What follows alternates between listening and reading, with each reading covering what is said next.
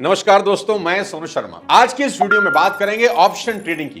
कुछ सालों में ऑप्शन ट्रेडिंग इन्वेस्टमेंट की मोस्ट पॉपुलर अपॉर्चुनिटी बन गई है, लेकिन इसमें लोगों को अच्छा खासा लॉस भी हुआ है।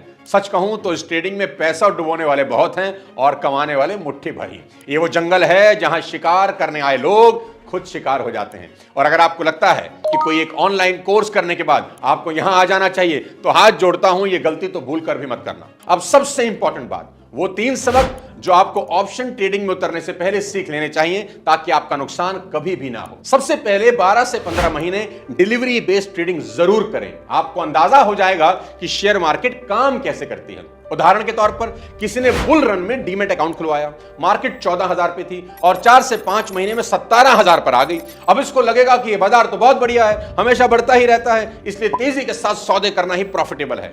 इस सोच के साथ ये ऑप्शन ट्रेडिंग चालू कर देता है और फिर बाजार इसको अपना रंग दिखाता है। 17,000 से गिरकर 16,000 पर आ जाता है। कहते हैं ना, सिर मुंडाते ही ओला पड़ गया।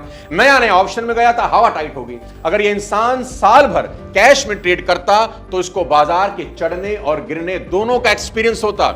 इसलिए ऑप्शन ट्रेड में कूदने के लिए कम से कम 1 साल का एक्सपीरियंस बहुत जरूरी है। दूसरा इंपॉर्टेंट सबक, 1 साल शेयर मार्केट में पूरा करने के बाद आपको आपकी टोटल कैपिटल पर 12 से 15% रिटर्न आना ही चाहिए। तभी यह मानकर चलना कि आपको इस मार्केट का एक्सपीरियंस हुआ है, नहीं तो दिल्ली अभी बहुत दूर है। मान लो आपने शेयर मार्केट 5 लाख से शुरू करी और साल के बाद 30,000 ही कमाए या 20-30 हजार का नुकसान हो गया, तो इसका मतलब अभी मैच्योरिटी नहीं आई।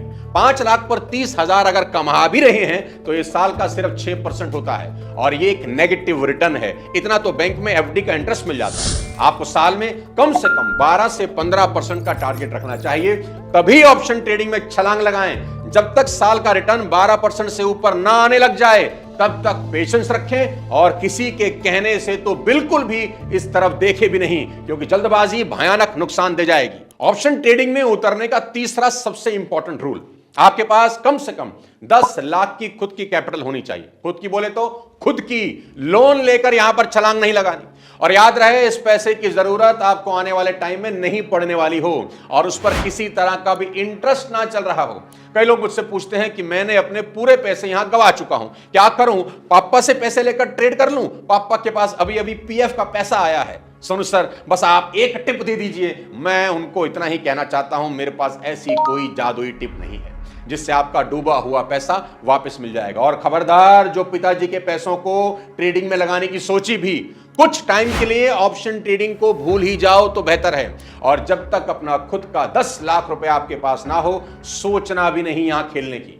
कुल मिलाकर ऑप्शन ट्रेडिंग में काम करने के लिए 3 फंडामेंटल क्वालिटीज होनी चाहिए। पहला, शेयर मार्केट में कम से कम 1 साल का एक्सपीरियंस। दूसरा, कैश सेगमेंट में ट्रेड करके साल का कम से कम 12 से 15% कमाना आना चाहिए। और तीसरा, आपके पास कम से कम 10 लाख खुद के होने चाहिए, लोन के नहीं। अगर आपके पास तीनों नहीं है तो पहले एक्सपीरियंस लें, तभी ऑप्शन ट्रेडिंग में उतरने की सोचें। और ऑप्शन ट्रेडिंग में पैसा डबल करने के चक्कर में तो बिल्कुल भी ना पड़े। मैंने ऑप्शन ट्रेडिंग में कई तुर्रम खां को अपनी पूरी कैपिटल डुबोते हुए देखा है।